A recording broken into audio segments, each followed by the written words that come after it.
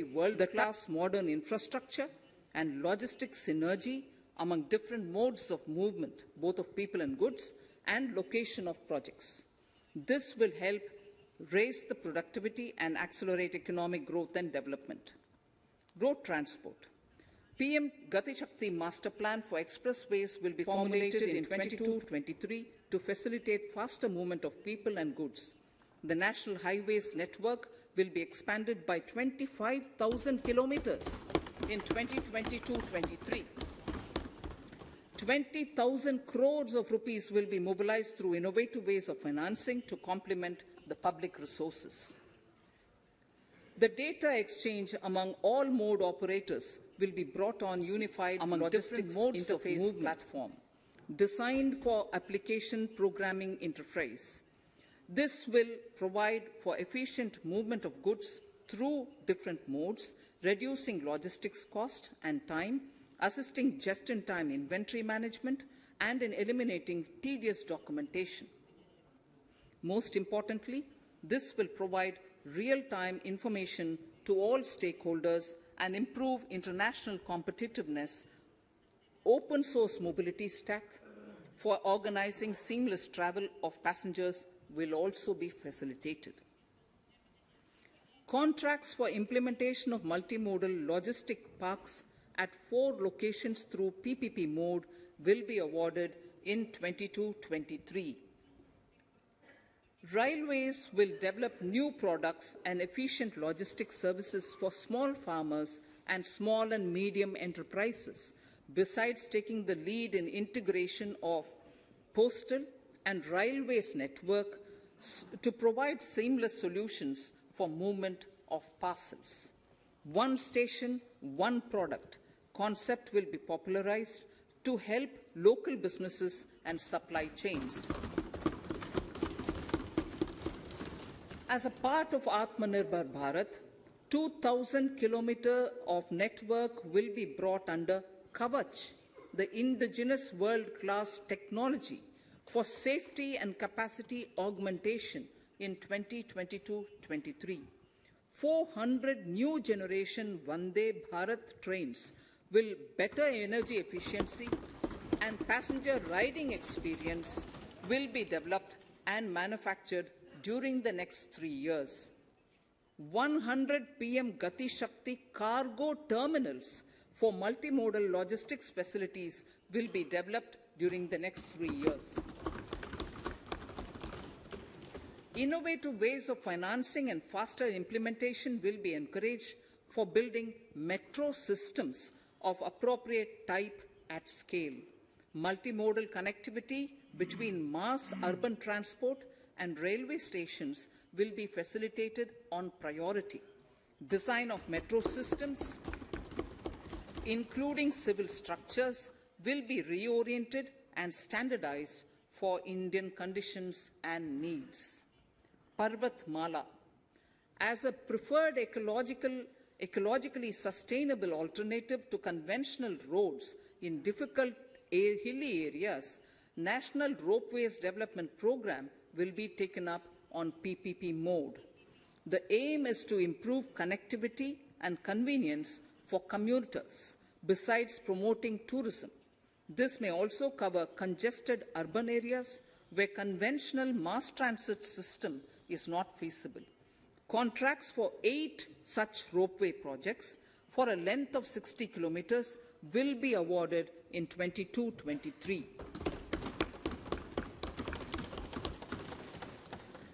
With technical support from the Capacity Building Commission, central ministries, state governments, and their infra agencies will have their skills upgraded. This will ramp up capacity in planning, design, financing, including innovative ways, and implementation management of the PM Gati Shakti infrastructure projects. Inclusive development, our second priority. Agriculture. The procurement of wheat in Rabi 21-22 and the estimated procurement of paddy in Kharif 21-22 will cover 1,208 lakh metric tons of wheat and paddy from 163 lakh farmers and 2.37 lakh crores will be the direct payment of MSP value to their accounts. Chemical-free natural farming will be promoted throughout the country, with a focus on farmers' lands in 5-kilometer wide corridors along the river Ganga at the first stage. 2023 has been announced as the International Year of Millets. Support will be provided for post-harvest value addition, enhancing domestic consumption, and for branding millet products nationally and internationally. To reduce our dependence on import of oil seeds, a rationalized and comprehensive scheme to increase domestic production of oil seeds will be implemented. For delivery of digital and high-tech services to farmers, with involvement of public sector research and extension institutions, along with private agri-tech players and stakeholders of agri-value chains, a scheme in PPP mode will be launched.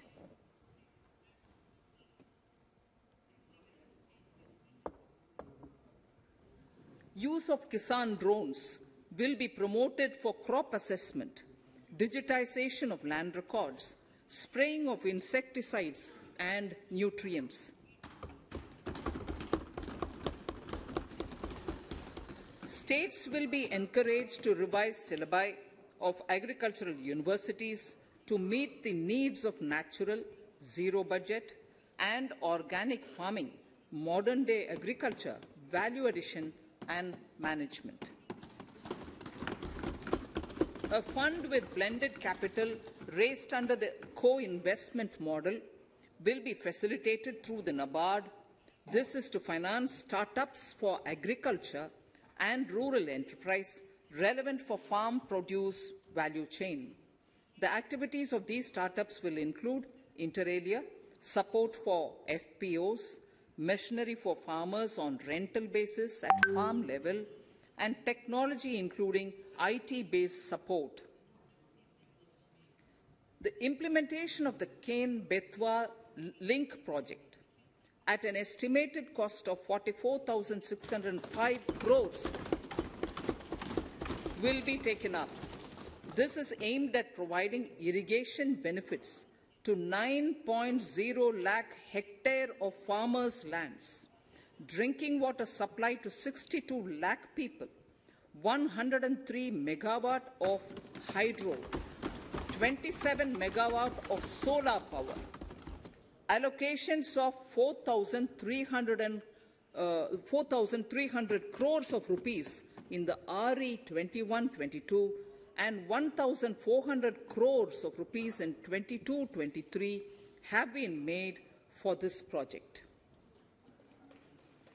Honourable Speaker, sir, draft DPRs for 5 river links, namely Daman-Ganga Pinjal, Par-Tapi Narmada, Godavari Krishna, Krishna Pennar, and Pennar Kaveri have been finalized. Once a consensus is reached among the beneficiary states, the Centre will provide support for their implementation.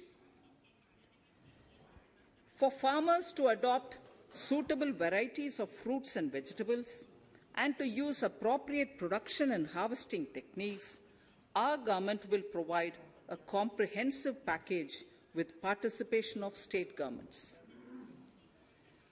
MSMEs, Udyam, eShram, NCS and ASEEM portals will be interlinked. Their scope will be widened. They will now perform as portals with live organic databases, providing G2C, B2C and B2B services. These services will relate to credit facilitation, skilling and recruitment with an aim to further formalize the economy and enhance entrepreneurial opportunities for all. Emergency Credit Line Guarantee Scheme has provided the much-needed additional credit to more than 130 lakh MSMEs. This has helped them mitigate the adverse impact of the pandemic. The hospitality and related services, especially those by micro and small enterprises, are yet to regain their pre-pandemic level of business. Considering these aspects, the ECLGS will be extended up to March 2023, and its guarantee cover will be expanded by 50,000 crores of rupees to total cover of 5 lakh crores.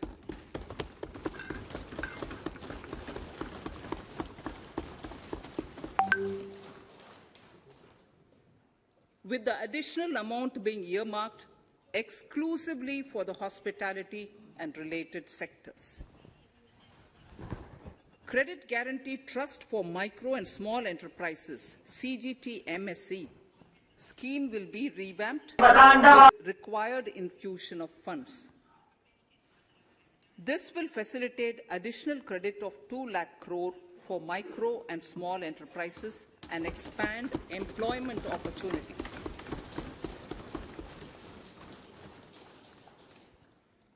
Raising and accelerating MSME performance RAMP program with outlay of 6,000 crore over 5 years will be rolled out. This will help MSME sector become more resilient, competitive and efficient.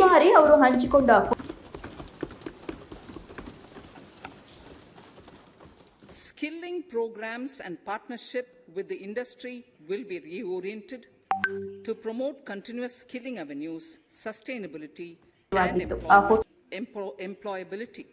The National Skill Qualification Framework will be aligned with dynamic industry needs. Digital ecosystem for skilling and livelihood, the Desh Stack e-portal, will be launched. This aims to empower citizens to skill, reskill or upskill through online training.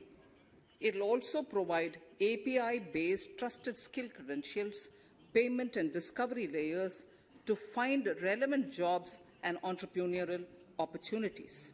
Startups will be promoted to facilitate Drone Shakti through varied applications and for drone as a service.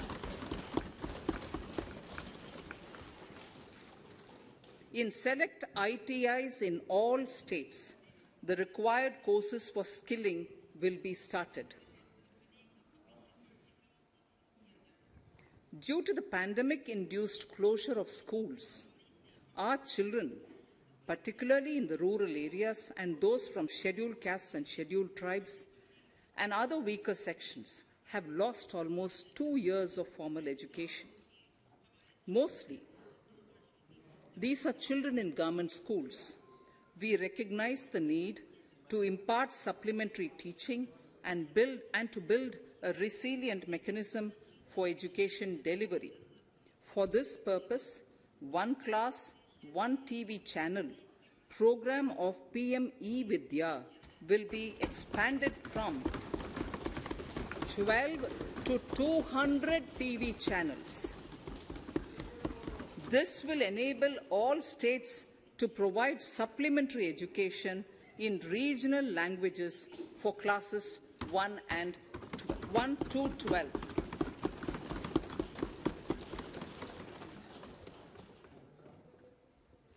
High-quality e-content in all spoken languages will be developed for delivery via internet, mobile phones, TV, and through radio and through digital teachers.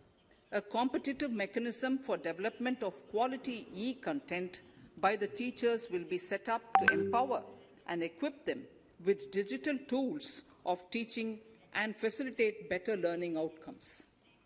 A digital university will be established to provide access to students across the country for world-class quality universal education with personalized learning experience at their doorsteps. This will be made available in different Indian languages and ICT formats.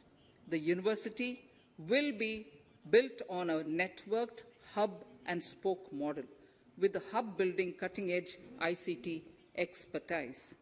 The best public universities and institutions in the country will collaborate as a network of hub and spoke. An open platform for the national digital health ecosystem will be rolled out. It will consist of digital registries of health providers and health facilities, unique health identity, consent framework, and universal access to health facilities. The pandemic has accentuated mental health problems in people of all ages.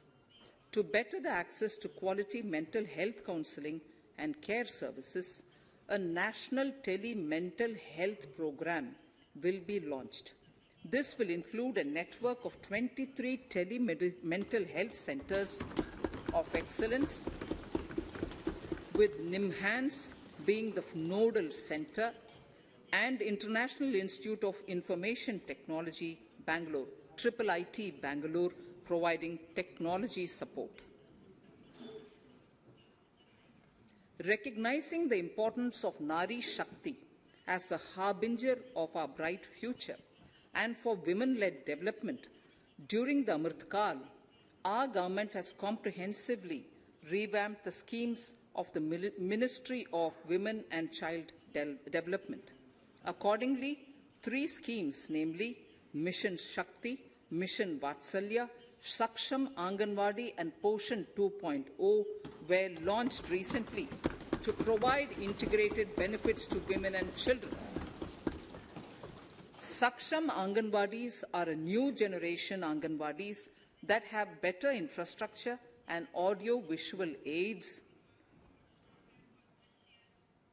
powered by clean energy and providing improved environment for early childhood development.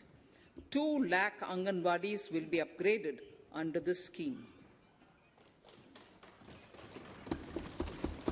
Current coverage of Har Ghar Nal Se Jal is 8.7 crores. Of this, 5.5 crore households were provided tap water in last 2 years itself. Allocation of 60,000 crores of rupees has been made with an aim to cover 3.8 crore households in 2022 and 23. In 22-23, 80 lakh houses will be completed for the identified eligible beneficiaries of the PM Awas Yojana, both rural and urban. 48,000 crores is allotted for this purpose. The central government will work with the state governments for reduction of time required for all land and construction-related approvals, for promoting affordable housing for middle class and for the economically weaker sections in urban areas. We shall also work with the financial sector, regulators, to expand access to capital along with reduction in cost of intermediaries. A new scheme, Prime Minister's Development Initiative for the Northeast, will be implemented through the Northeastern Council. It will fund infrastructure in the spirit of PM Gati Shakti and social development projects based on felt needs of the Northeast. This will enable livelihood activities for youth and women, filling the gaps in various sectors. It will not be a substitute for existing central or state schemes. While the central ministries may also post their candidate projects, priority will be given to those posted by the states. An initial allocation of 1,500 crores of rupees will be made, and the initial list of projects is given in Annexure 1 of my speech.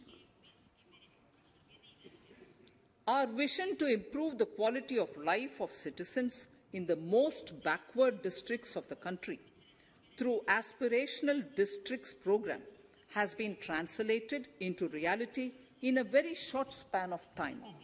95% of those 112 districts have made significant progress in key sectors such as health, nutrition, financial inclusion, and basic infrastructure. They have surpassed even some of the state average values.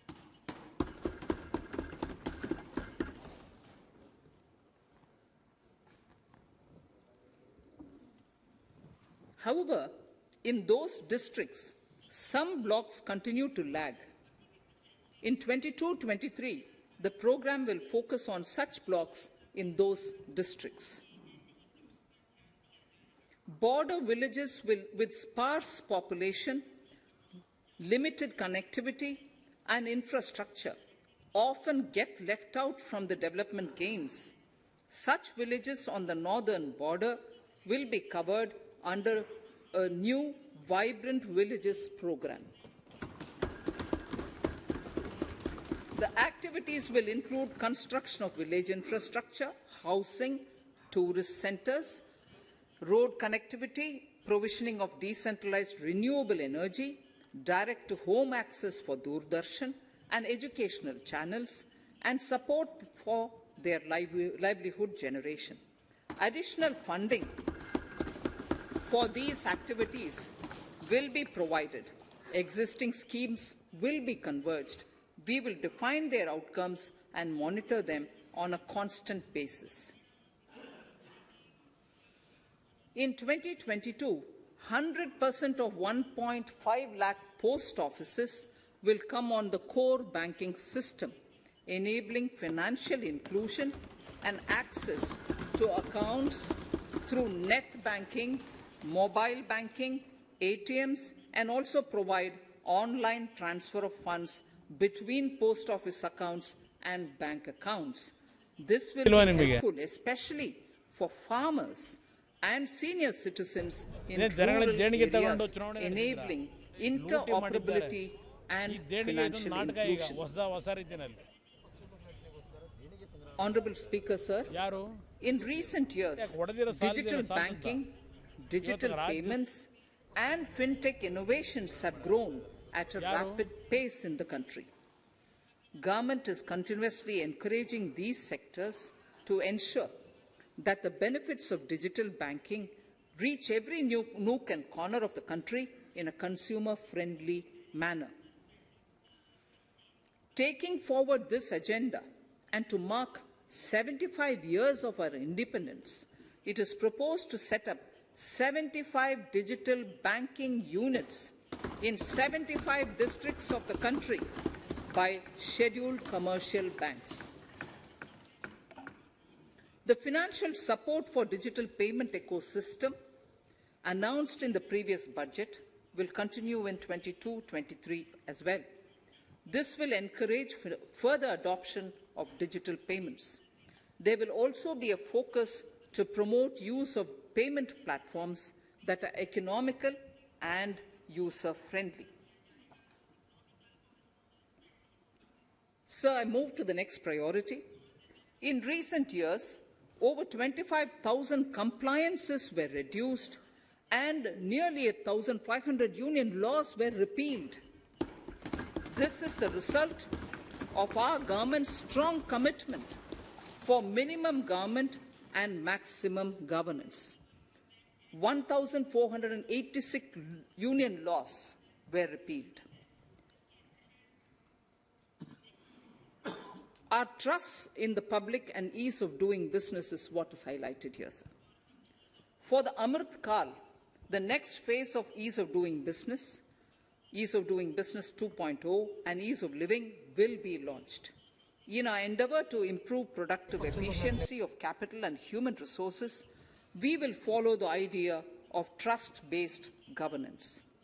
The new phase will be guided by an active involvement of the states, digitization of manual processes and interventions, integration of the central and state level systems through IT bridges, a single point access for all citizen-centric services, and standardization and removal of overlapping compliances, crowdsourcing of suggestions and ground-level assessment of the impact with active involvement of citizens and businesses will be encouraged. A single window portal, Parivesh, for all green clearances was launched in 2018. It has been instrumental in reducing the time required for approvals significantly. The scope of this portal will be expanded to provide information to the applicants based on location of units. Information about specific approvals will be provided. It will enable application for all 4 approvals through a single form and tracking of the process through Centralized Processing Center Green, CPC Green. E-passports. The issuance of e-passports using embedded chip and futuristic technology will be rolled out in 22-23 to enhance the convenience for the citizens in their overseas travel.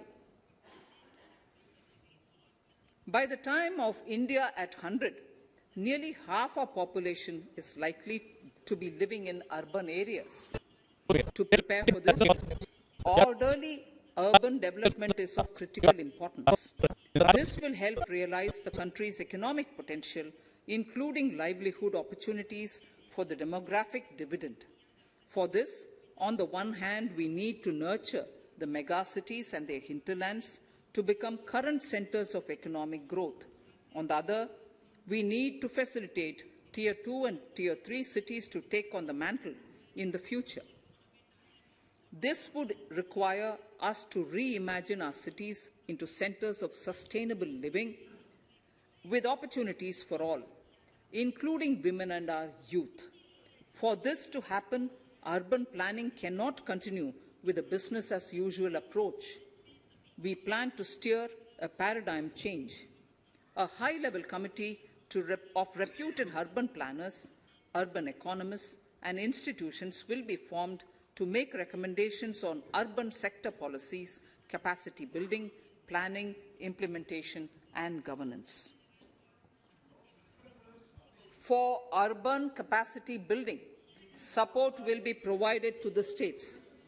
Modernization of building bylaws, town planning schemes, transit-oriented development will be implemented. This will facilitate reforms for people to live and work closer to the mass transit systems. The central government's financial support for mass transit projects and Amrit scheme will be leveraged for formulation of action plans and their implementation for facilitating the TOD and TPS by the states. For developing India-specific knowledge in urban planning and design, and to deliver certified training in these areas, up to 5 existing academic institutions in different regions will be designated as centers of excellence. These centers will be provided endowment fund of 250 crore each. In addition, the AICTE will take the lead to improve syllabi, quality and access of urban planning courses in other institutions. We will promote a shift to use of public transport in urban areas. This will be complemented by clean tech and governance solutions, special mobility zones with zero fossil fuel policy and EV vehicles. Battery swapping policy. Considering the constraint of space in urban areas, for setting up charging stations at scale, a battery swapping policy will be brought out and interoperability standards will be formulated.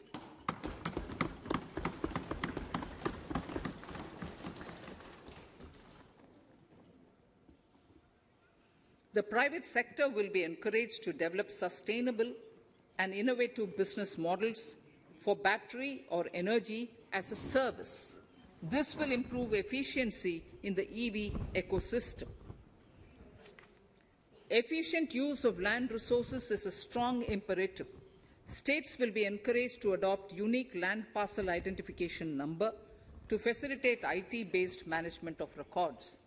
The facility for transliteration of land records across any of the Schedule 8 languages will also be rolled out.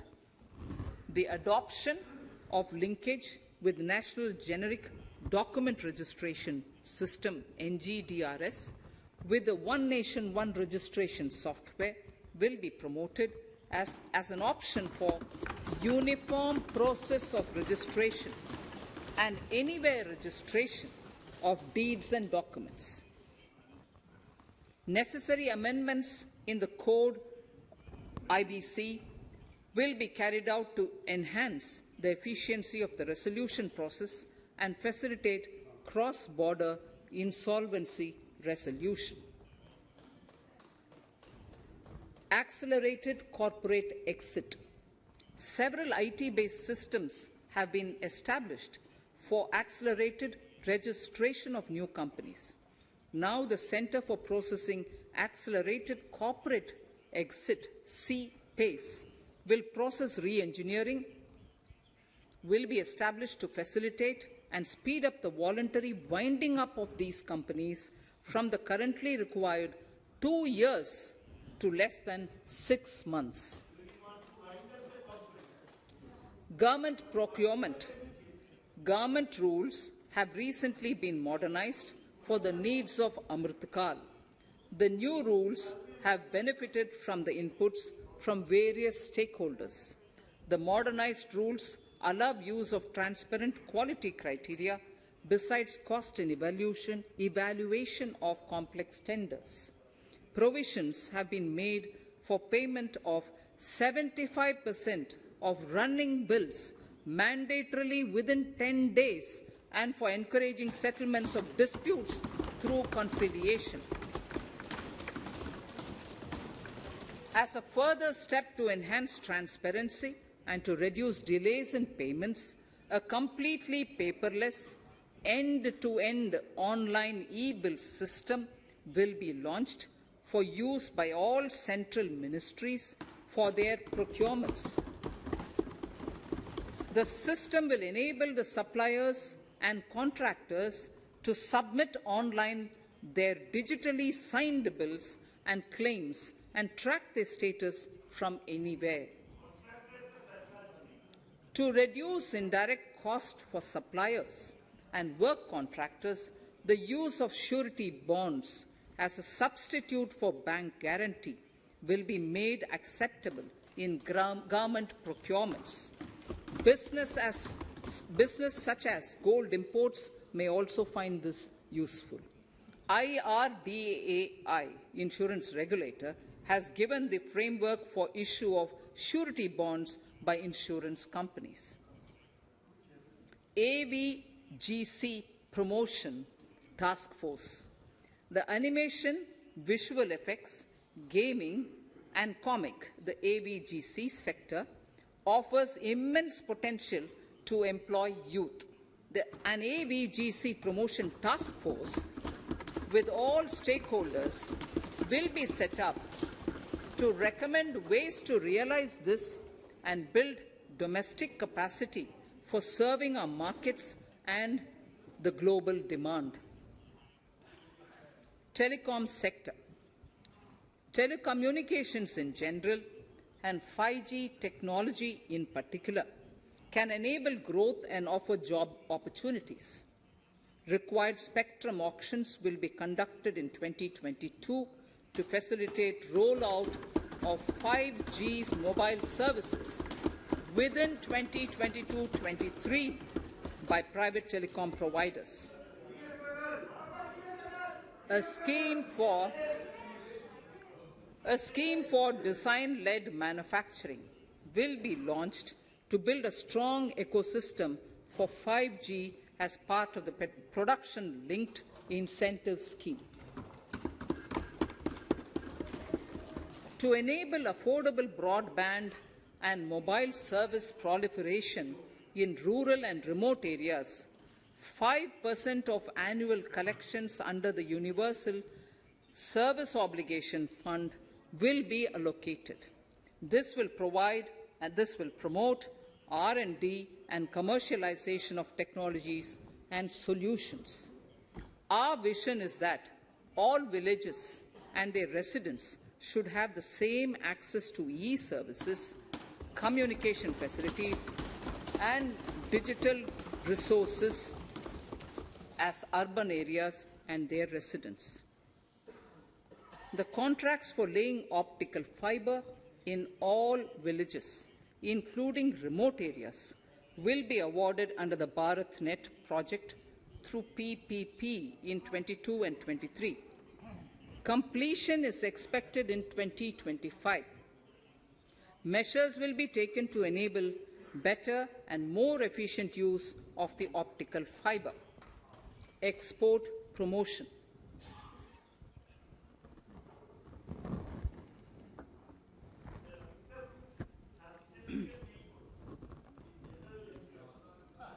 The Special Economic Zones Act will be replaced with a new legislation that will enable the states to become partners in development of enterprise and service hubs. This will cover all large existing and new industrial enclaves to optimally utilize available infrastructure and enhance competitiveness of exports. Atmanirbharta in defense. Our government is committed to reducing imports and promoting Atmanirbharta in equipment for the armed forces. 68% of the capital procurement budget will be earmarked for domestic industry in 22-23, up from 58% in 21-22. Defense R&D will be opened up for industry, startups, and academia, with 25% of defense R&D budget earmarked. Private industry will be encouraged to take up design and development of military platforms and equipment in collaboration with DRDO and other organizations through SPV model.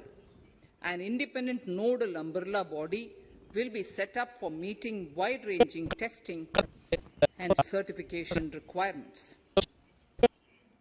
Artificial intelligence, geospatial systems and drones, semiconductor and its ecosystem, space economy, genomics and pharmaceuticals, green energy and clean mobility systems have immense potential to assist sustainable development at scale and modernize the country. They provide employment opportunities for our youth and make Indian industry more efficient and competitive. Supportive policies, light touch regulations, facilitative actions to build domestic capacities and promotion of research and development will guide the government's approach. For R&D in the sunrise opportunities, in addition to efforts of collaboration among academia, industry and public institutions, government contribution will be provided. Energy transition and climate change. The risks of climate change are the strongest negative externalities that affect India and other countries.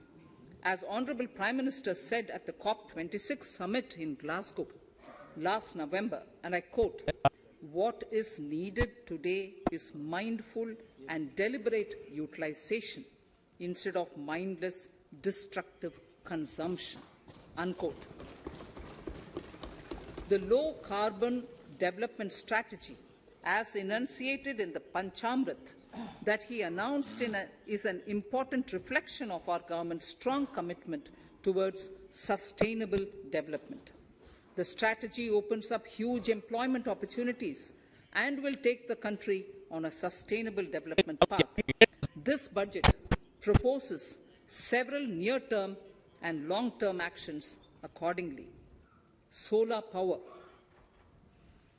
To facilitate domestic manufacturing for the ambitious goal of 280 gigawatts of installed solar capacity by 2030, an additional allocation of 19,500 crores for PLI, production-linked incentive, for manufacturing of high-efficiency modules with priority to fully integrate manufacturing units from polysilicon to solar PV modules will be made. Honourable Speaker, sir, the circular economy transition is expected to help in productivity enhancement as well as creating large opportunities for new businesses and jobs.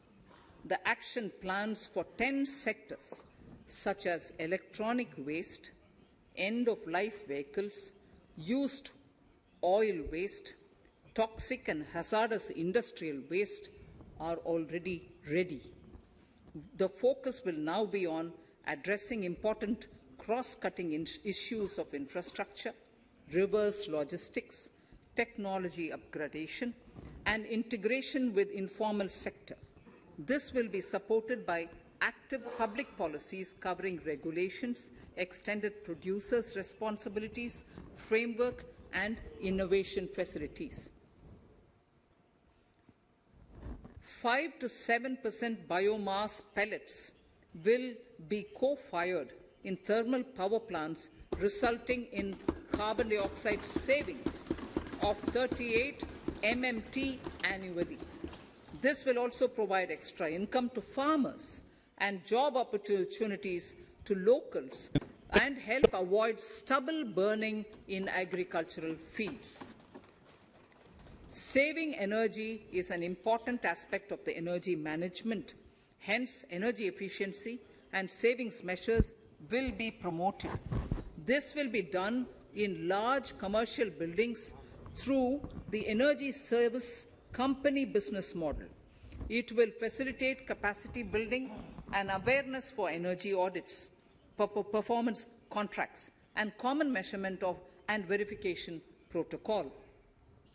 4 pilot projects for coal gasification and conversion of coal into chemicals required for the industry will be set up to evolve technical and financial viability. The policies and required legislative changes to promote agroforestry and private forestry will be brought in.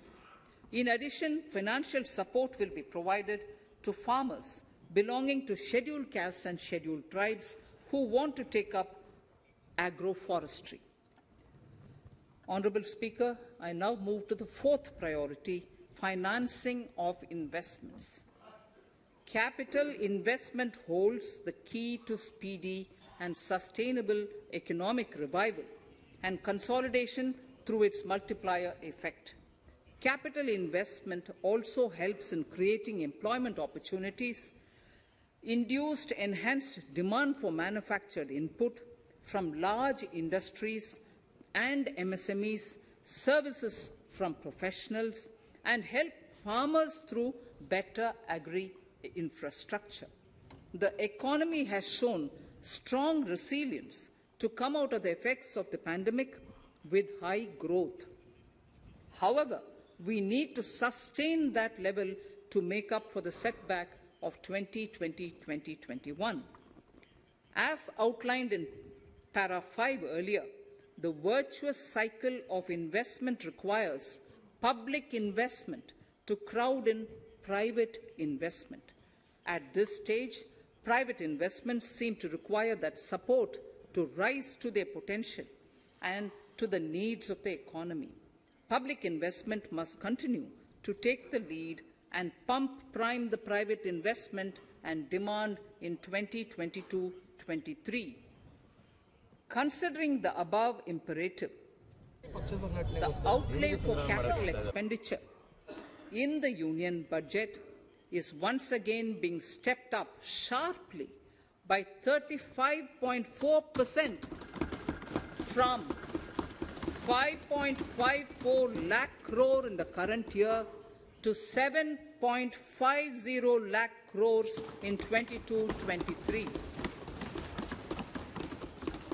This has increased to more than 2.2 times the expenditure of 2019-20, This outlay in 22-23 will be 2.9% of the GDP.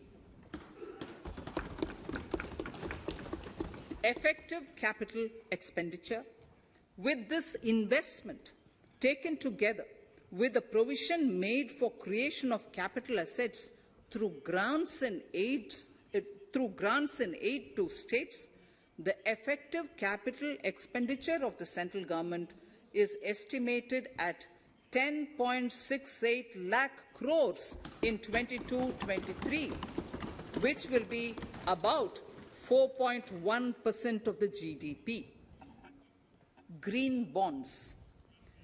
As a part of the government's overall market borrowings in 22-23, sovereign green bonds will be issued for mobilizing resources for green infrastructure. The proceeds will be deployed in public sector projects, which help in reducing the carbon intensity of the economy. GIFT IFSC. World-class foreign universities and institutions will be allowed in the GIFT city to offer courses in the financial management, fintech, science, technology, engineering, and mathematics free from domestic regulations, except those by the IFSCA, to facilitate availability of high-end human resources for financial services and technology. An international arbitration center will be set up in the GIFT city for timely settlement of disputes under international jurisprudence. Services for global capital, for sustainable and climate finance in the country will be facilitated in the GIFT city. Infrastructure status. Data centers and energy storage systems, including dense charging infrastructure and grid-scale battery systems, will be included in the harmonized list of infrastructure. This will facilitate credit availability for digital infrastructure and clean energy storage. Venture capital and private equity invested more than 5.5 lakh crores last year, facilitating one of the largest startup growth system. Scaling up this investment requires a holistic examination of regulatory and other frictions. An expert committee will be set up to examine and suggest appropriate measures. Government-backed funds, NIIF and SIDBI, Fund of Funds, have provided scale capital, creating a multiplier effect.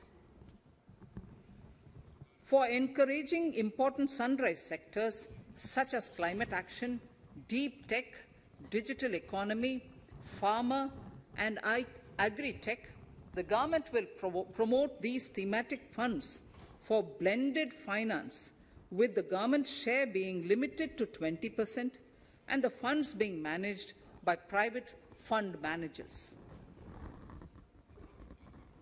For financing the infrastructure needs, the stepping up of public investment will need to be complemented by private capital at a significant scale. Measures will be taken to enhance financial viability of projects, including PPP, with technical and knowledge assistance from multilateral agencies. Enhancing financial viability shall also be obtained by adopting global best practices, innovative ways of financing, and balanced risk allocation. Digital rupee.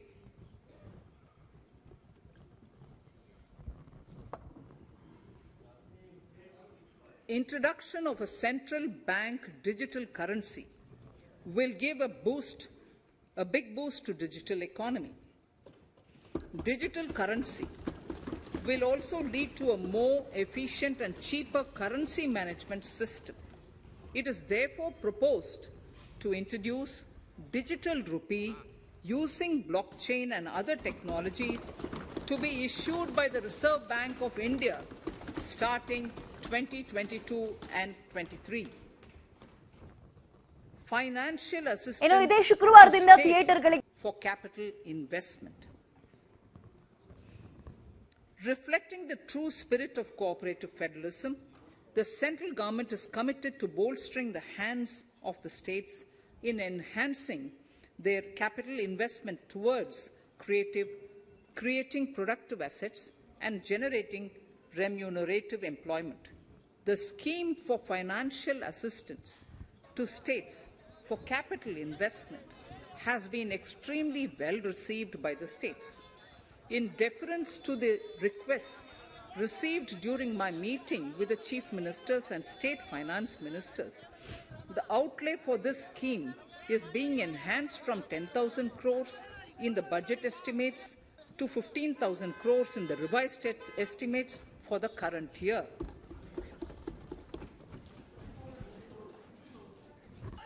For 22-23,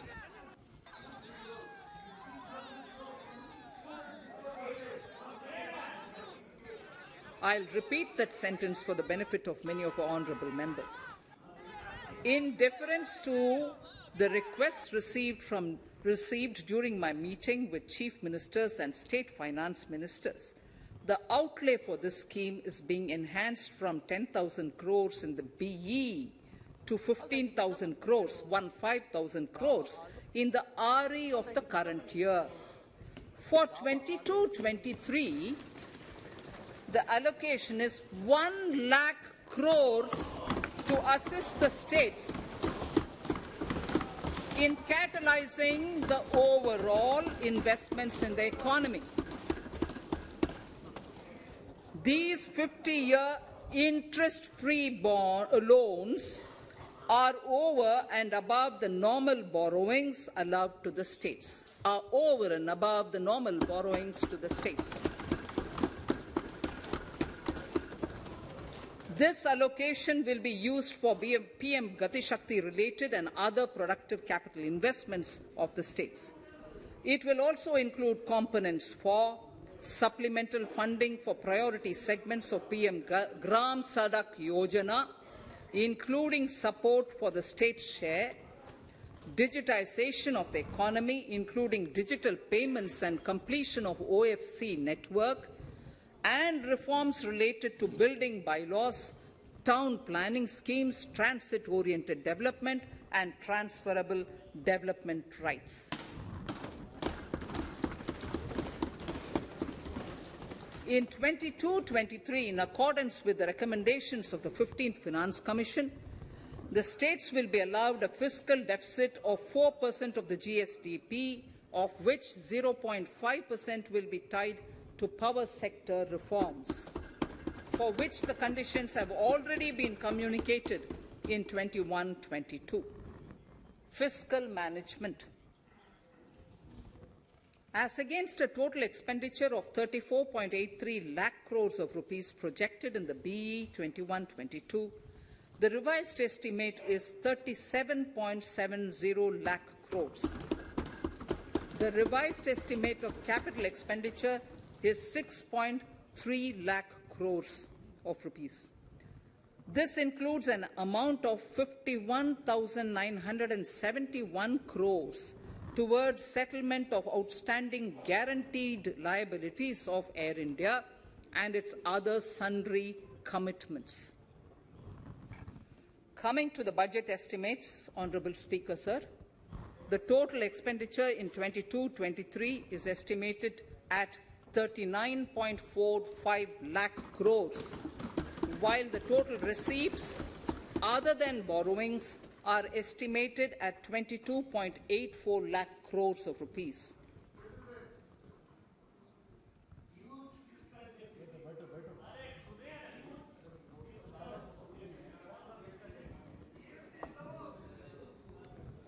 The revised fiscal deficit, Honorable Speaker, in the current year is estimated at 6.9% of the GDP, as against 6.8% projected in the budget estimates. The fiscal deficit is in 22-23 is estimated at 6.4% of the GDP, which is consistent with the broad path of the fiscal consolidation announced by me last year to reach a fiscal deficit level below 4.5% by 25-26. While setting the fiscal deficit level in 22-23, I am conscious of the need to nurture growth through public investment to become stronger and sustainable. I will now move to Part B of my speech.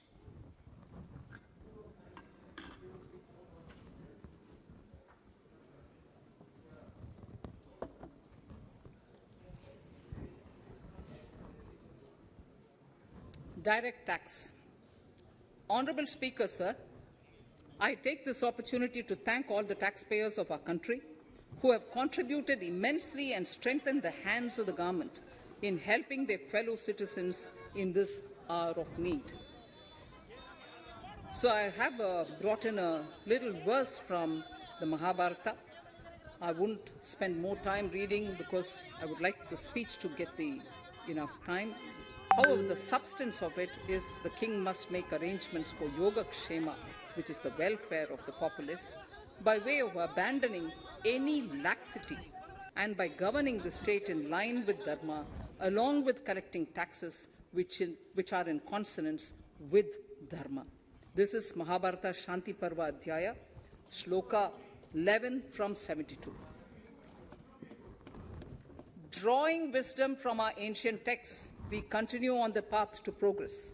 The proposals in this budget, while continuing with our declared policy of stable and predictable tax regime, intend to bring more reforms that will take ahead our vision to establish a trustworthy tax regime. This will further simplify the tax system, promote voluntary compliance by taxpayers, and reduce litigation. Introducing new updated return. India is growing at an accelerated pace and people are undertaking multiple financial transactions. The Income Tax Department has established a robust framework of reporting of taxpayers' transactions. In this context, some taxpayers may realize that they have committed omissions or mistakes in correctly estimating their income for tax payment. To provide an opportunity to correct such errors, I am proposing a new provision permitting taxpayers to file an updated return on payment of additional tax. This updated return can be filed within 2 years from the end of the relevant assessment year.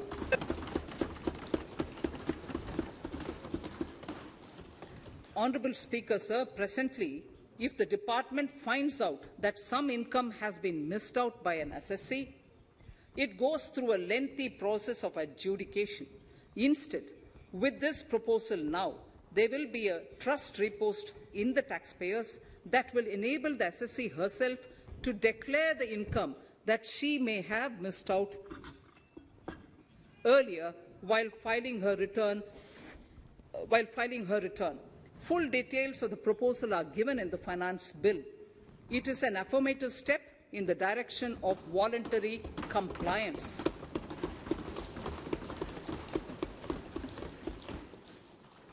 Reduced alternative minimum tax rate and surcharge for cooperatives. Currently, cooperative societies are required to pay alternate minimum tax at the rate of 18 and 1.5%. However, companies pay the same rate, which is the alternate minimum tax, at the rate of 15%. To provide a level playing field between cooperative societies and companies, I propose to reduce this rate for the cooperative societies also to 15%. Honourable Speaker, sir, I also propose to reduce the surcharge on cooperative societies from the present 12% to 7% for those having total income of more than 1 crore and up to 10 crores. This would help in enhancing income of cooperative societies and its members who are mostly from the rural and from farming communities. Tax relief to persons with disability.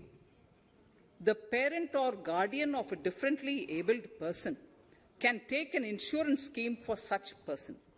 The present law provides for deduction to the parent or guardian only if the lump sum payment or annuity is available to the differently abled person on the death of the subscriber, that is the parent or the guardian.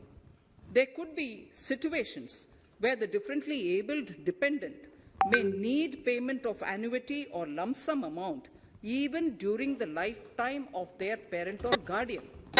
I propose thus to allow the payment of annuity and lump sum amount to the differently abled dependent during the lifetime of the parent and guardians, that is parent or guardians, attaining the age of 60 years. Parity between employees of the state and central governments. At present, the central government contributes 14% of the salary of its employee to the National Pension System, NPS, Tier 1. This is allowed as a deduction in computing the income of the employee. However, such deduction is allowed only to the extent of 10% of the salary in case of employees of the state governments. To provide equal treatment to both central and state government employees, I propose to increase the tax deduction limit from 10% to 14% on employers' contribution to the MPS account of state government employees as well. This would help in enhancing the social security benefits of the state government employees and bring them at par with central government employees. Incentives for startups. Startups have emerged as drivers of growth for our economy. Over the past few years, the country has seen a manifold increase in successful startups. Eligible startups established before 31/3/2022 had been provided a tax incentive for 3 consecutive years out of the 10 years from incorporation. In view of the COVID pandemic, I propose to extend the period of incorporation of the eligible startup by 1 more year, that is up to 31/3/2023, for providing such tax incentives.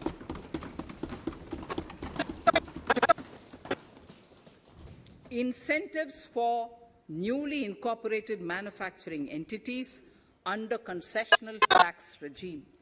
In an effort to establish a global competitive business environment for certain domestic companies, a concessional tax regime of 15% was introduced by our government for newly incorporated domestic manufacturing companies. I propose to extend the last date for commencement of manufacturing or production under Section 115B(ab) by 1 more year, that is from 31st March 2023 to 31st March 2024.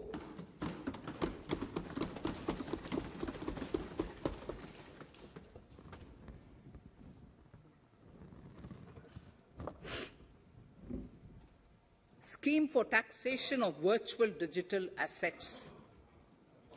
There has been a phenomenal increase in transaction in virtual digital assets. The magnitude and frequency of these transactions have made it imperative to provide for a specific tax regime. Accordingly, for the taxation of virtual digital assets, I propose to provide that any income from transfer of any virtual digital asset shall be taxed at the rate of 30%, 30%.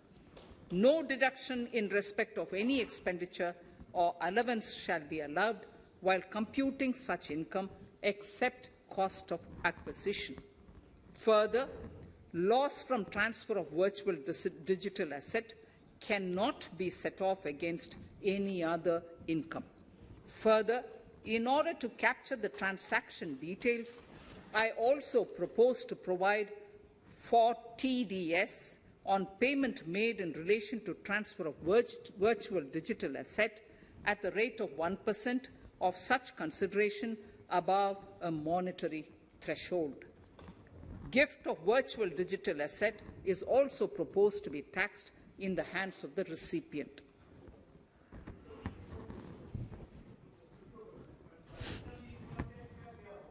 Litigation management to avoid repetitive appeals by the department. It has been observed that a lot of time and resources are consumed in filing of appeals which involve identical issues.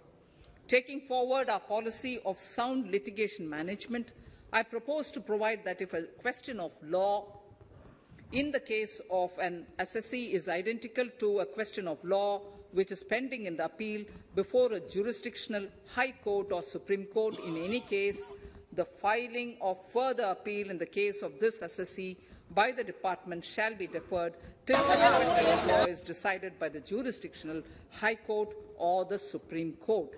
This will greatly help in reducing the repeated litigation between taxpayer and the department. Taking forward our efforts to further promote the IFSC, I hereby propose to provide that income of a non-resident from offshore derivative instruments or over-the-counter derivatives issued by an offshore banking unit, income from royalty and interest on account of lease of ship, and income received from portfolio management services in IFSC shall be exempt from tax, subject to specified conditions. Rationalization of surcharge. In the globalized business world, there are several work contracts whose terms and conditions mandatorily require formation of a consortium. The members in the consortium are generally companies. In such cases, the income of these AOPs has to suffer a graded surcharge up to 37%, which is a lot more than surcharge on the individual companies. Accordingly, I propose to cap the surcharge of these AOPs at 15%, 15%. Further, the long-term capital gains on listed equity shares, units, etc., are liable to maximum surcharge of 15%, while other long-term capital gains are subjected to a graded surcharge which goes up to 37%. I propose to cap the surcharge on long-term capital gains arising on transfer of any type of assets at 15%. This step will give a boost to startup community, and along with my proposal on the extended tax benefits to manufacturing companies and startups, reaffirms our commitment to Atmanirbhar Bharat. Clarification in relation to health and education cess as business expenditure. The income tax is not an allowable expenditure for computation of business income. This includes tax as well as surcharges. The health and education cess is imposed as an additional surcharge on the taxpayer for funding specific government welfare programs. However, some courts have allowed health and education cess as business expenditure, which is against the legislative intent. To reiterate the legislative intent, I propose to clarify that any surcharge or cess on income and profits is not allowable as business expenditure. Deterrence against tax evasion. Honourable Speaker, sir, presently there is ambiguity regarding set-off of brought forward loss against undisclosed income detected in search operations. It has been observed that in many cases where undisclosed income or suppression of sales, etc., is detected, payment of tax is avoided by setting off of losses. In order to bring certainty and to increase deterrence among tax evaders, I propose to provide that no set-off of any loss shall be allowed against undisclosed income detected during search and survey operations.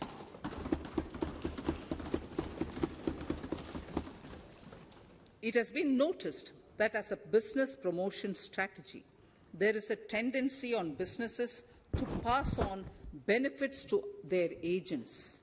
Such benefits are taxable in the hands of the agents. In order to track such transactions, I propose to provide for tax deduction by the person giving benefits if the aggregate value of such benefits exceeds 20,000 rupees during the financial year.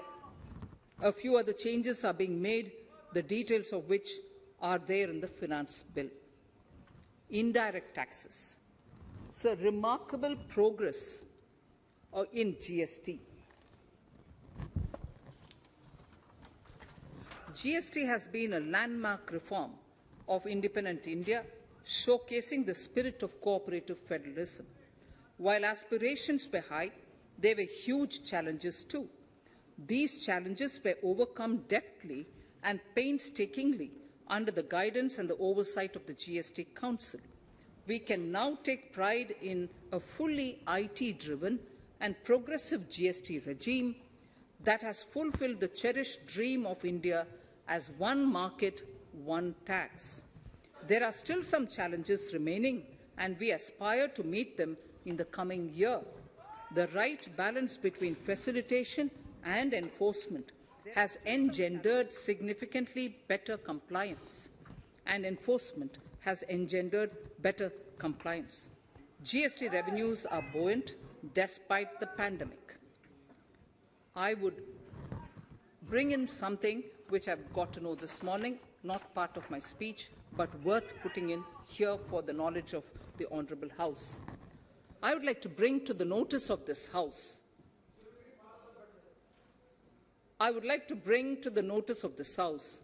that the gross GST collections for the month of January 22 are rupees 1,40,986 crores, which is the highest since the inception of GST. This has been possible due to rapid economic recovery, post-COVID,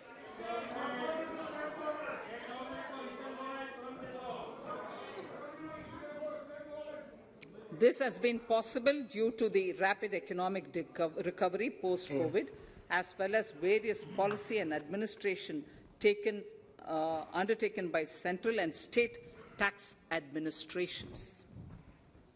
Taxpayers deserve applause for this growth. Not only did they adapt to the changes, but enthusiastically contributed to the cost of paying taxes. Special economic zones. In Part A of my speech, I have referred to the proposed reforms in SEZs. Alongside, we will also undertake reforms in customs administration of SEZs, and it shall henceforth be fully IT-driven and function on the Customs National Portal with a focus on higher facilitation and with only risk-based checks. This will ease doing business by SEZ units considerably. This reform shall be implemented by 30th September 2022. Customs reforms and duty rate changes. Customs administration has reinvented itself over the years through liberalized procedures and infusion of technology. Faceless customs has been fully established. During COVID-19 pandemic, customs formation have done exceptional frontline work against all odds, displaying agility and purpose. Customs reforms have played a very vital role in domestic capacity creation, providing level playing field to our MSMEs, easing the raw material supply side constraints, enhancing ease of doing business, and being an enabler to other policy initiatives such as PLI and phased manufacturing plans. My proposal on customs side are aligned to these objectives. Project imports and capital goods.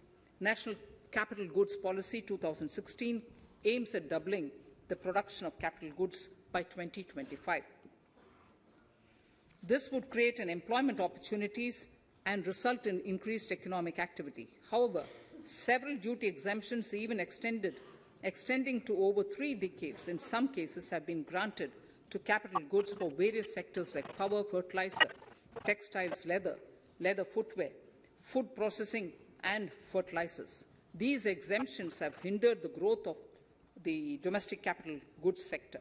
Similarly, project import duty concessions have also deprived the local producers of a level playing field in areas like coal mining projects, power generation, transmission or distribution projects, railway and metro projects. Our experience suggests that reasonable tariffs are conducive to the growth of domestic industry and make in India without significantly impacting the cost of essential imports. Accordingly, Honourable Speaker, Sir, it is proposed to phase out the concessional rates in capital goods and project imports gradually and apply a moderate tariff of 7.5%. Certain exemptions for advanced machineries that are not manufactured within the country shall continue. A few exemptions are being introduced on inputs like specialized castings, ball screw, and linear motion guide to encourage domestic manufacturing of capital goods.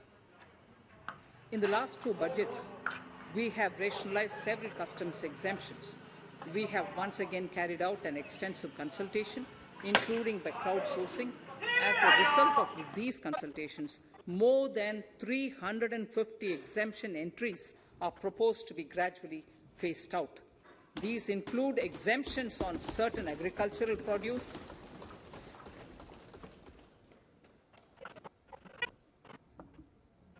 chemicals, fabrics, medical devices and drugs, and medicines for which sufficient domestic capacity exists. Further, as a simplification measure, several concessional rates are being incorporated in the customs tariff schedule itself instead of prescribing them through various notifications. This comprehensive review will simplify the customs rate and tariff structure, particularly for sectors like chemicals, textiles, and metals, and minimize disputes. Removal of exemption on items which are or can be manufactured in India and providing concessional duties on raw material that go into manufacturing of intermediate products will go many a step forward in achieving our objective of Make in India and Atmanirbhar Bharat. I shall now take up specific sector-specific proposals. Electronics. Electronic manufacturing has been growing rapidly. Customs duty rates are being calibrated to provide a graded rate structure to facilitate domestic manufacturing of wearable devices, hearable devices, and electronic smart meters. Duty concessions are being given to parts of transformer of mobile phone chargers and camera lens of mobile camera module and certain other such items. This will enable domestic manufacturing of high-growth electronic items. Gems and jewellery. To give a boost to the gems and jewellery sector, customs duty on cut and polished diamonds and gemstones is being reduced to 5%. Simply sawn diamond would attract nil customs duty. To facilitate export of jewellery through e-commerce, a simplified regulatory framework shall be implemented by June this year. To disincentivize import of undervalued imitation jewellery, the customs duty on imitation jewellery is being prescribed in a manner that a duty of at least 400 rupees per kg is paid on its import. Chemicals. Customs duty on certain critical chemicals, namely methanol, acetic acid, and heavy feedstocks for petroleum refining are being reduced, while duty is being raised on sodium cyanide, for which adequate MSMEs. Duty on umbrellas is being raised to 20%. Exemption to parts of umbrellas is being withdrawn. Exemption is also being rationalized on implements and tools for agricultural sector which are manufactured in India. Customs duty exemption given to steel scrap last year is being extended for another year to provide relief to MSME secondary steel producers. Certain anti-dumping and CVD on stainless steel and coated steel flat products, bars of alloy steel and high-speed steel are being revoked in larger public interest considering prevailing high prices of metals.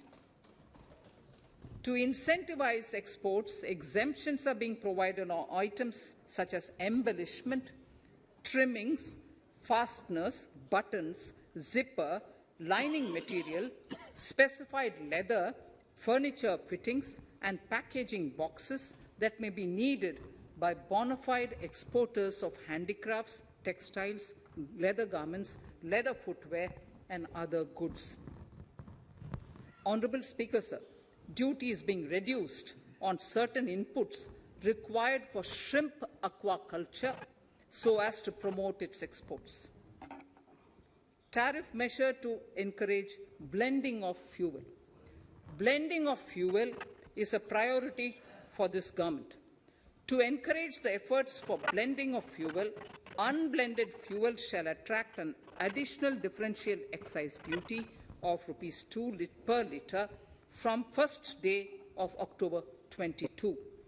A few other changes are being made in duty rates, customs, tariff and customs law, the details of which are there in the finance bill. Mr. Speaker, sir, with these words, I commend the budget to this august House. Thank you. Item number 2, Srimati Nirmala Sitharaman ji.